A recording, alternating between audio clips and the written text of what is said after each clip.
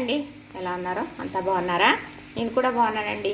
మరి ఈరోజు చేసే కూర మీకు చెప్పాలని, ఇది ఎవరన్నా చేసి చెప్పారో లేదో అయితే నాకు తెలియదు. ఇలాగా చేసుకుంటే మాత్రం ఈ కూర మరి చికెన్ కూరకి తీసుకోదు, చాలా బాగుంటుంది. బంగాళాదుంప మరి చాలామంది చాలా రకాలుగా చేస్తారు, కానీ ఈ రకంగా ఎవరు చేయలేదండి నాకు తెలిసి. ఇది మా అక్క చేస్తుంది, మా అక్క దగ్గర నేర్చుకున్నాను నేను. చాలా బాగుంటుంది. మరి బంగాళాదుంప చిప్స్గా కట్ చేసి ఇవి వేపేసి మసాలా పెట్టి కూర చాలా బాగుంటుంది అన్నమాట. బంగాళదుంప వేపుడు మసాలా కూర ఇది.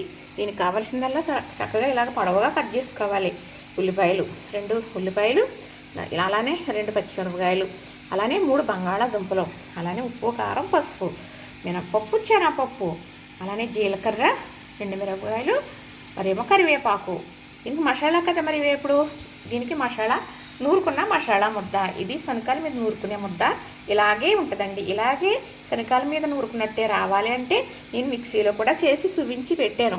చూస్తున్నారు, చూడండి. చూస్తేనే కదా తెలుస్తుంది చేసుకోవాలని. ఇవి ఏగిపోయినాయి, తీసేస్తాను. మళ్ళీ అవి వేపుతాను. ఒక ట్రిప్పు వేగిపోయి మళ్ళీ ఇవి వేపుతాను. ఇప్పుడు ఈ కట్ చేసుకున్నాం ఉంచుకున్నాను కదా, ఈ చిప్స్ కూడా వేసేస్తున్నాను. ఇవి కూడా అలానే వేసేసుకుని తీసేసుకోవాలి. ఎవరు ఏమనుకుంటారు అంటే ఇది నూనె ఎక్కువ పడుతుందేమో అనుకుంటారు.